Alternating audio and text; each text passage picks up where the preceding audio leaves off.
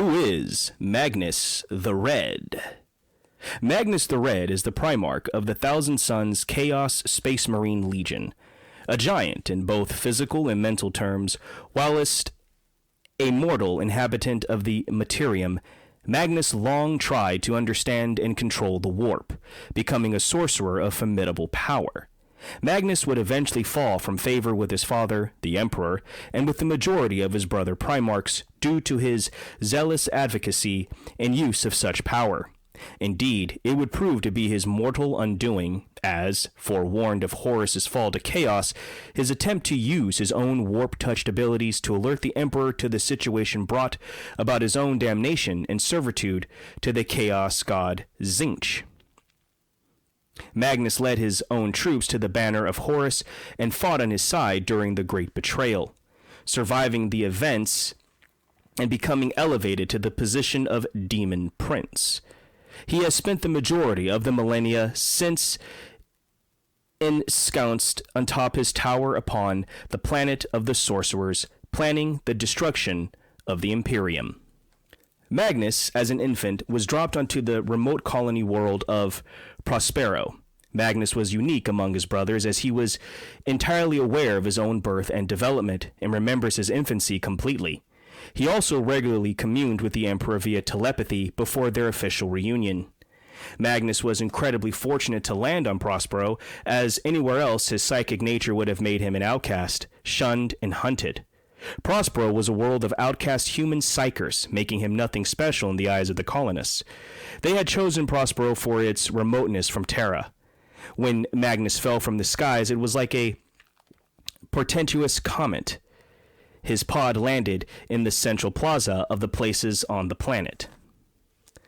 Monitored by the famed psyker scholar Ammon, he became a ward of the scholars and quickly gained their powers, surpassing them in many ways. Magnus soon even eclipsed Ammon in power. Magnus mastered every psychic training program and soon surpassed the greatest adepts of the commune. By the time he had so much control of his psychic powers, he was by far the greatest person on the planet.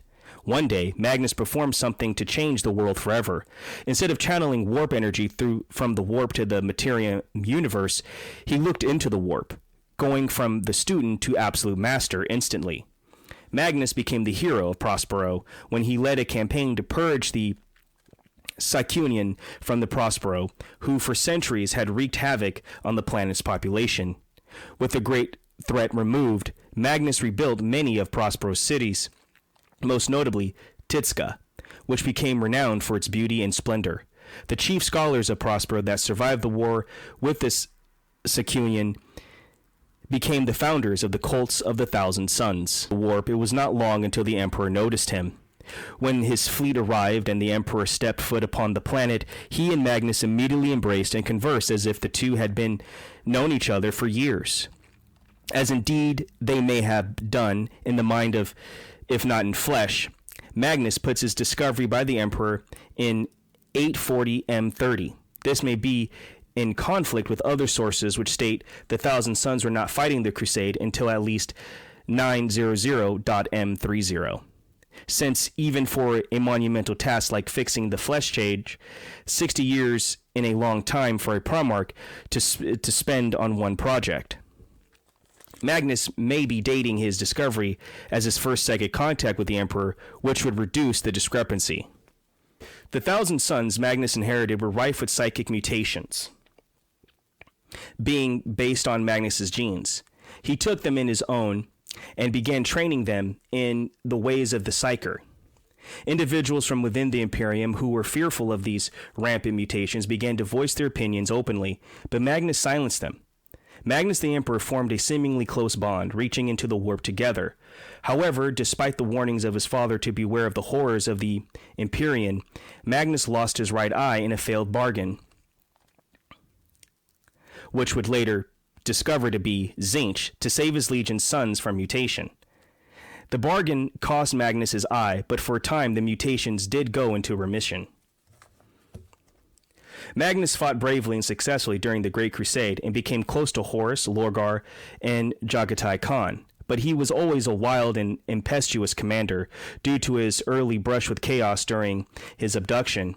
Magnus had an inherent affinity for the warp and the secrets within its fabric. Throughout the crusade, he came into contact with long isolated cultures where psychics had been allowed to flourish. Although warned by the Emperor to shun such matters, Magnus began to gather arcane lore from across the galaxy. From this material, he compiled the monumental tome of sorcery, which would come to be called the Book of Magnus, and the more strange warp-influenced creatures they came across. This naturally made Magnus look bad, his control from the warp being similar to these creatures. Leman Russ and Mortorian both distrusted Magnus due to his use of the warp, and because of his use of deceit, where they would have used more straightforward physical strength. Such was the distrust that Magnus and Russ almost came to blows on Archreach Secundus over the fate of the planet's great library, and heavy bloodshed was only prevented by the intervention of Lorgar. To solve this dispute, the Emperor called for a debate on the use of psychic powers. They gathered on Nicaea, and the Emperor presided over the debate. The Emperor finally ruled that only astropaths and navigators would be tolerated. The librarians were to be disbanded, and that sorcery was to be banned. Magnus was not pleased with the outcome. Nonetheless, he remained true to the Imperium and tried to dissuade his friend and brother Lorgar from attempting to discover the secrets of the warp for fear that Magnus returned to Prospero, intent on pursuing his sorcerous experiments in sorcery. He peered into the warp and saw a vision of Horus's revolt and roles all the legions would play, except his own, entering the mind of his brother while it was under a chaos ritual initiated by Erebus and Cultus on Davin. Magnus attempted to persuade his brother away from heresy and remain loyal to their father. When that failed, Magnus decided to warn the Emperor via an astral projection spell because a warp storm was blocking astropathic messages to Terra. As his astral form blazed through the warp, he came across a webway corridor that led to Terra and decided to take a shortcut through it. Magnus did not know that this particular corridor was built by the Emperor and was part of his top-secret webway project. Magnus tried in vain to breach the wall of the corridor, but then an anonymous voice from within the warp offered Magnus the extra power he needed, and the overconfident Magnus accepted without question. Magnus tore a breach in the wall and followed the corridor to Terra.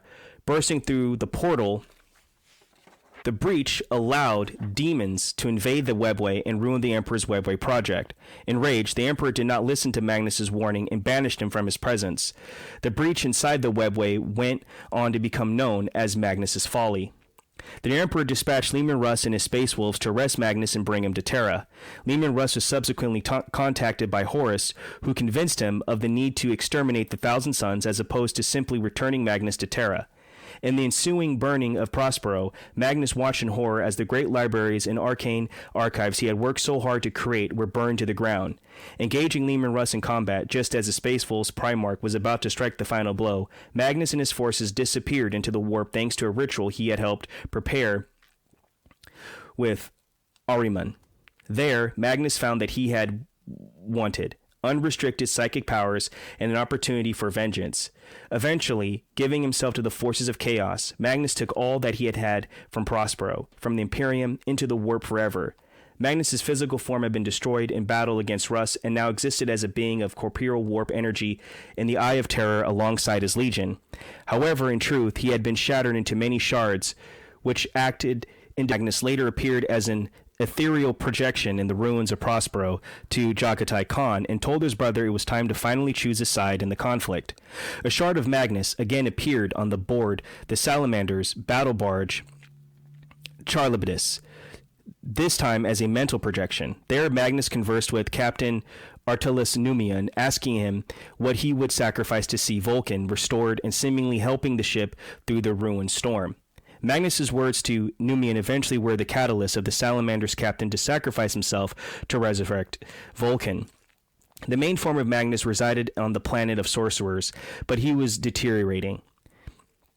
Ahriman left to track down the shards that he could find, being given a vague location of 5 shards after Ammon temporarily transformed into the Primarch in the ruins of Prospero. Eventually, Ahriman was able to recover, which allowed Magnus to restore much of his lost power and prevent his deterioration into nothingness. The fifth, representing Magnus's goodness and humanity, was located on Terra, and he notified his legionnaires that he would join Horus in order to free it and restore himself in his original form. Magnus later reappeared in the head of an army of 1,000 sons on the Ulanor, answering Horus's call to muster there in preparation for the drive on Terra. Shortly after the siege of Terra, Magnus Armin journeyed to the ruins of Prospero in order to recover the demon Shaitan to use against the Emperor's psychic shielding of Terra. While on Prospero, Magnus revealed his crimes on the world of Morningstar and a subsequent erasure of the Thousand Sons' memory of it, drawing deep disappointment from Ahriman, Astartes, led by Horus, taking part in the siege of Terra as vengeance against the Emperor for betraying him. In the early stages of the siege, he appeared in the Traitor War Council aboard the Vengeful Spirit, advising how to disable the Emperor's psychic barrier that prevented the manifestation of demons upon Terra. During the siege of Terra, Magnus was initially absent, with not even Malcador knowing where he was or what he was doing. However, after the fall of the Lion's Gate spaceport, rumors began to swirl that Magnus had finally been sighted in the field, and Malcador believed he was committing his psychic might to weaken the Emperor. During the raid on Luna to secure the Magna Mater by the Loyalists' vessel Sufficium, Magnus apparently ordered the Photep to aid the Loyalists in their escape. According to the Alpharis, Magnus had previously asked the Alpha Legion Primarch not to slay Nicona Sharukin, who ultimately escaped with the Magna Mater. During the assault on the Colossi Gate, Magnus met with his fallen brother Mortorian, sympathizing with the constant pain the Death Lord was in.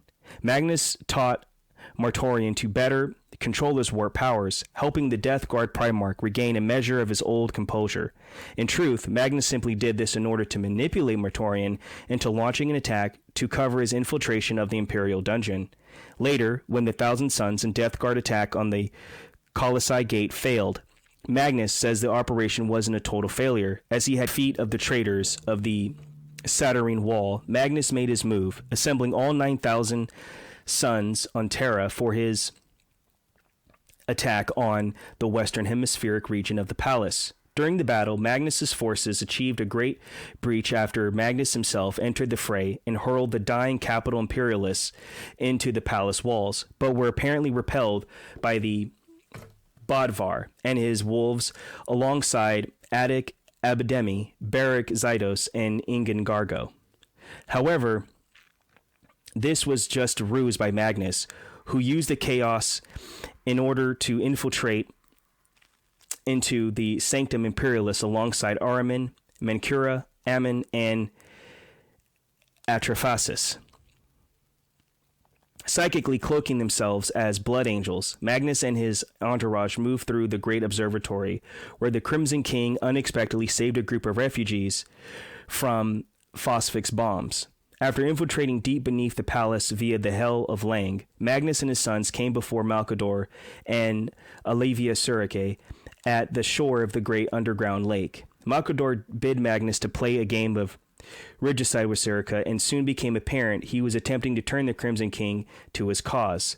However, when Malcador revealed the lost shard of Magnus on Terra was now out of his reach, the Primarch became enraged and seemingly killed Malcador. Though visibly shaken by what he had done in his rage, Magnus nonetheless decided to move into the Imperial throne room to kill the Emperor. Into the Imperial dungeon, Magnus and his entourage were next confronted by the projection of the Emperor dubbed Revelation in the Hall of Victories. Revelation led them to the throne room, where Magnus came before the Emperor on the golden throne. Determined to go through with his vow to slay his father, Magnus obliterated the projection of Revelation and powered up his staff to deliver a killing blow to the Emperor upon the golden throne.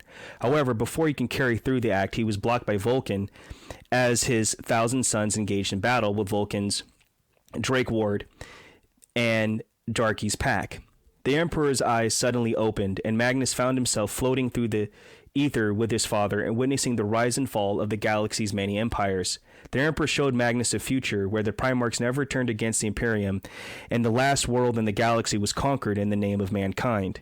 In this future, Magnus sat upon the golden throne to power the imperial webway, but his soul was in perpetual bliss as it drifted in the immaterium along the emperor to discover the limits of cosmic knowledge. The emperor stated that this future may yet happen, and Magnus could return to the loyalist side at the head of a new legion being prepared for him.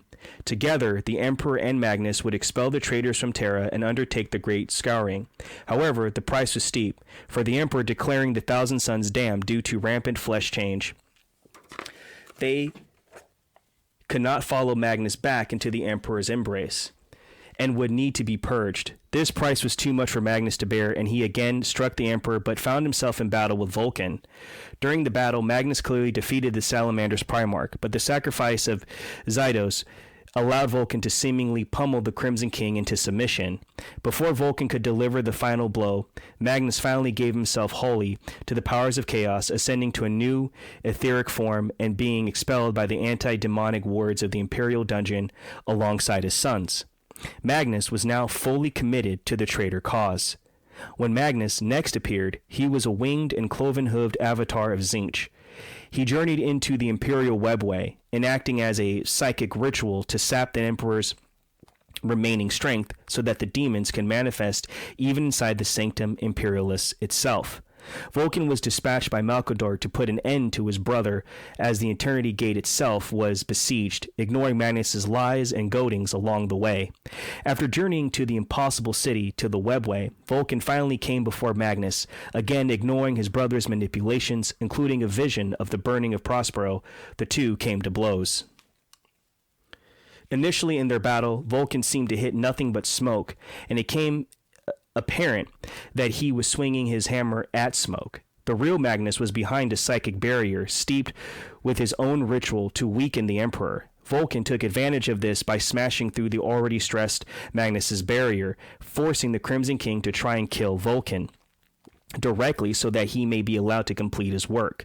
Magnus tried every method conceivable to kill his brother. He beheaded him with his khopesh, suffocated him by burning his lungs to amber, drained him of his blood, and immolated him with psychic fire. However, nothing worked, and each time the perpetual Vulcan would regenerate and continue to hammer away at Magnus. Attrition took hold, and Magnus grew increasingly desperate. He entered Vulcan's mind as the noble he had once been, attempting to explain his actions. Vulcan had none of it, however, scolding Magnus for his arrogant and reckless use of sorcery that had turned him into a slave to chaos. In the Webway, Vulcan stood above Magnus, ready to deliver the killing blow. However, he hesitated, and despite the Emperor's own voice ordering the Salamander's Primarch to kill his brother, Magnus used this moment to unleash the spell he had been working on, undoing Vulcan at a genetic level in a desperate bid to finally kill him. As Vulcan crumbled apart, he nonetheless was able to swing his hammer, smashing off Magnus's head with Indrecule and banishing him into the warp. After the failure of the Horus Heresy, the newly formed commune joined together with Ahriman to find a way to stop the mutation caused by their allegiance to Tzeentch. They cast a mighty spell to counter the corruption. The planet of sorcerers, the new world of the Thousand Suns, was arcing with violent blue and yellow streaks of lightning. They would strike down every marine until Magnus had to intervene. Their mutations had been halted, but at terrible cost.